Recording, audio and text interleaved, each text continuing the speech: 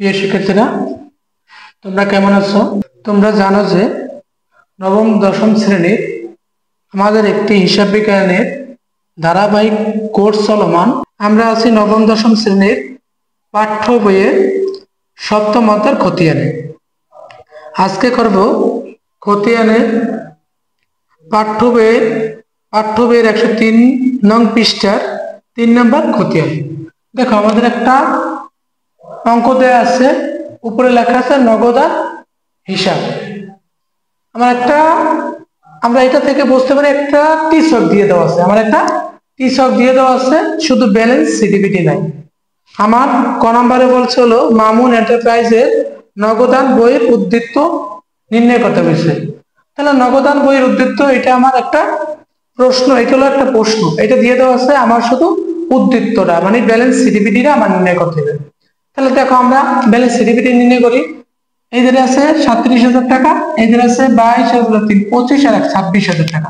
তাহলে আমার এইদের বেশি, ডেবিট পাস বেশি, তাহলে আমি ডেবিট পাসটা আগে যোগ করে নিই। 37,000 টাকা আছে, লেখো 37,000 টাকা, 37,000 টাকা লেখো। তাহলে আমরা জানি কি, যে পাশে ঘাটতি আছে ওই পাশে ব্যালেন্স সিডি। জানুয়ারি মাস আছে, তাহলে আমরা জানি কি জানুয়ারি মাস 31 তারিখ ব্যালেন্স সিডি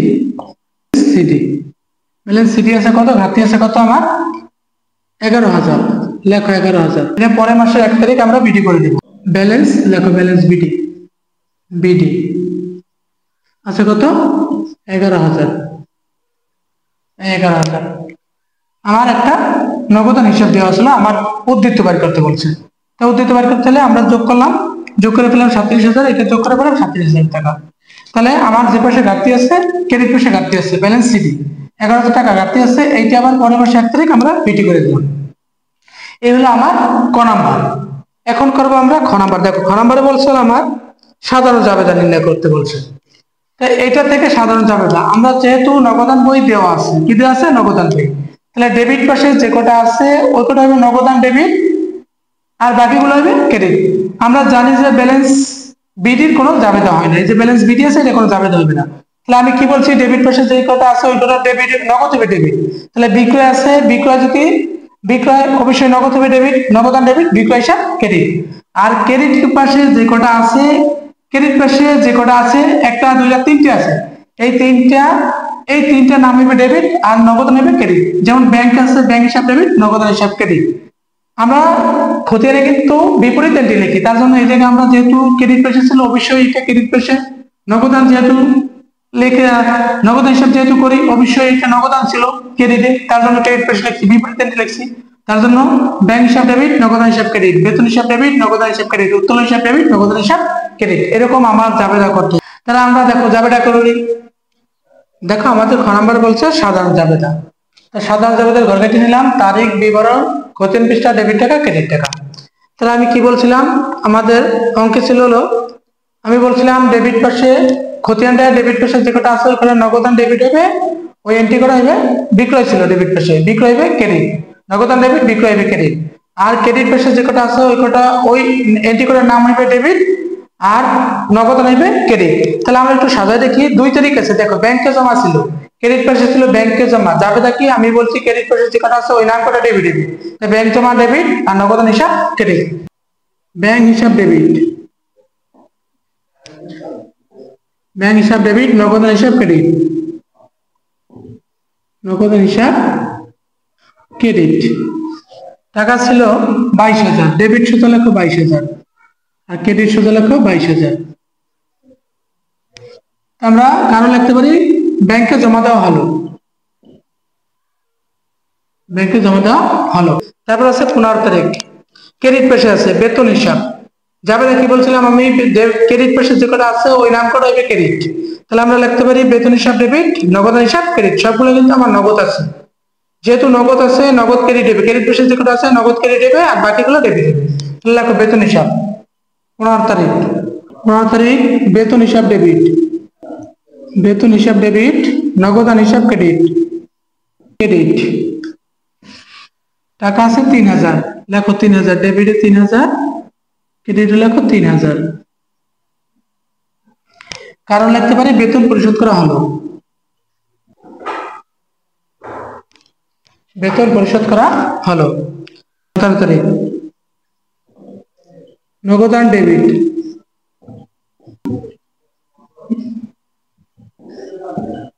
নগদান হিসাব ডেবিট, বিক্রয় হিসাব ক্রেডিট,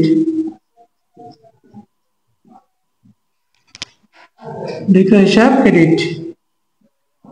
টাকা আছে 17,000, লেখো 17,000, 17,000। কারণ লেখো নগদে পণ্য বিক্রয়, নগদে পণ্য বিক্রয় করা হলো। 20 তারিখ আছে উত্তোলন, এটা আছে ক্রেডিট পেশে, ক্রেডিট পেশে হইলে ওই নামটা হবে ডেবিট। উত্তোলন হিসাব ডেবিট, নগদান হিসাব ক্রেডিট। লেখো নগদান হিসাব ক্রেডিট। টাকা আছে 1,000, লেখো 1,000। কারণ লেখো নগদে উত্তোলন করা হলো, যোগ করলে হয় আমার 43,000। আমার প্রথমে ছিল 2 তারিখ, ক্রেডিট পেশে ছিল ব্যাংক হিসাব, তাহলে আমরা লিখবো ব্যাংক হিসাব ডেবিট, নগদান হিসাব ক্রেডিট। 15 তারিখ আছে বেতন, যাবে ক্রেডিট, বেতন ছিল ক্রেডিট পেশে, যাবে দেখি বেতন হিসাব ডেবিট, নগদান হিসাব ক্রেডিট। 17 তারিখ আছে ডেবিট পেশে বিক্রয় ছিল, আমি কি বলছিলাম ডেবিট পেশে যেটা আছে ওটা নগদান ডেবিট হইবে, ডেবিট পেশে যে এন্ট্রি আছে নগদান ডেবিট হবে, ওই এন্ট্রিটা ক্রেডিট হবে, তাহলে নগদান ডেবিট, বিক্রয় ছিল বিক্রয় হিসেবে ক্রেডিট। আবার বলেছিলাম ক্রেডিট পেশে যেটা আছে ওটা ডেবিট হইবে, তাহলে উত্তোলন ডেবিট আর নগদান ক্রেডিট। এই হলো আমার সাধারণ জাবেদা, এই হলো আমার খ নাম্বার। এটা আমার কি, এটা হলো খ নাম্বার। এখন করবো আমরা গ নাম্বার। গ নাম্বারে বলছে আমার বিক্রয় হিসাব, ব্যাংক হিসাব, বেতন হিসাব এবং উত্তোলন হিসাব 4টা খতিয়ান করতে বলছে। চলমান জের ছকে 4টা খতিয়ান। দেখো আমরা 4টা খতিয়ান করি। দেখো আমাদের কি বলছে, চলমান জের ছকে খতিয়ান নির্ণয় করতে বলছে। প্রথমে আছে বিক্রয় হিসাব, গ নাম্বার করতে আছি চলমান জের ছক। চলমান জের ছকে প্রথমে আমার বলছে বিক্রয় হিসাব। বিক্রয় আসলে আমার কোথায়, ক্রেডিট, জাবেদা ছিল নগদান হিসাব ডেবিট, বিক্রয় হিসাব ক্রেডিট। 17 তারিখ জানুয়ারি 17, জাবেদা ছিল কি নগদান হিসাব ডেবিট, বিক্রয় হিসাব ক্রেডিট। আমরা করি বিক্রয় হিসাব, ভিতরে কিন্তু আমি বিক্রয় কথা লিখতে পারবো না, তার জন্য বিপরীত এন্ট্রি কি নগদান। লেখো নগদান, নগদান হিসাব। নগদান হিসাব আমার ছিল বিক্রয় ছিল ক্রেডিটে, বিক্রয় ছিল কোথায়, ক্রেডিটে, তার জন্য আমরা লিখবো ক্রেডিটে।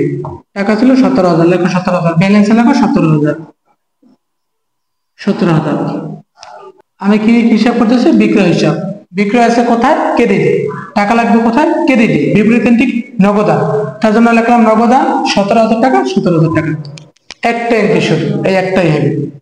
পরটা বলছে আমার ব্যাংক হিসাব। দেখো ব্যাংক হিসাব, এই হলো আমার ব্যাংক হিসাব। চলমান জের ছক, চলমান জের ছক, চলমান জের ছকের সাথে আমরা আগেই পরিচয় হয়েছি। দেখো ব্যাংক ছিল কোথায়, আমার কোথায়, ডেবিটে, জাবেদা ছিল কি ব্যাংক হিসাব ডেবিট, নগদান হিসাব ক্রেডিট। ব্যাংক আছে কোথায়, ডেবিটে, টাকা লাগবো ডেবিটে, বিপরীত এন্ট্রি কি নগদান। লেখো নগদান। এটা হলো 2 তারিখ নগদান হিসাব, নগদান হিসাব। আমার এটা কিন্তু একটা এন্ট্রি শুধু হইবে। নগদান হিসাব ব্যাংক আসলে কোথায়, 22,000, ব্যাংক ছিল কোথায়, ডেবিটে, টাকা লাগবে কোথায়, ডেবিটে, বিপরীত এন্ট্রি কি নগদান। লিখলাম নগদান 22,000, লেখো 22। ব্যালেন্স লেখো 22,000, এই 22,000। আমি এটা হলো কি আমার ব্যাংক হিসাব। ব্যাংক আছে কোথায়, ডেবিটে, জাবেদা ছিল কি ব্যাংক হিসাব ডেবিট, নগদান হিসাব ক্রেডিট। আমরা জানি কি যে হিসাব করি তার বিপরীত এন্ট্রি লিখতে হয়। ব্যাংক আছে কোথায়, ডেবিটে, টাকা লাগবে কোথায়, ডেবিটে, বিপরীত এন্ট্রি কি ছিল, নগদান। নগদান লিখলাম, টাকা ছিল ডেবিটে 22,000, ব্যালেন্স আছে 22,000। পরটা বলছে আমার বেতন হিসাব। দেখো এই হলো আমার বেতন হিসাব, চলমান জের ছকে আধুনিক নিয়মে। দেখো বেতন ছিল কোথায়, আমার ডেবিট, জাবেদা ওই যে খ নাম্বারে আমরা জাবেদা করছি বেতন হিসাব ডেবিট, নগদান হিসাব ক্রেডিট। বেতন ছিল কোথায়, ডেবিটে, টাকা লাগবে কোথায়, ডেবিটে, টাকা লাগবে কোথায়, ডেবিটে, বিপরীত এন্ট্রি কি নগদান। লেখো নগদান। আমরা করি বেতন হিসাব, ভিতরে কিন্তু আমি বেতন কথা লিখতে পারবো না, বেতনের বিপরীত ছিল কি নগদান। লেখো নগদান, নগদান হিসাব। নগদান হিসাব ছিল ডেবিটে, লিখবো ডেবিটে, টাকা হলো 3,000, লেখো 3,000, ব্যালেন্সে লেখো 3,000। এই হলো আমার বেতন হিসাব।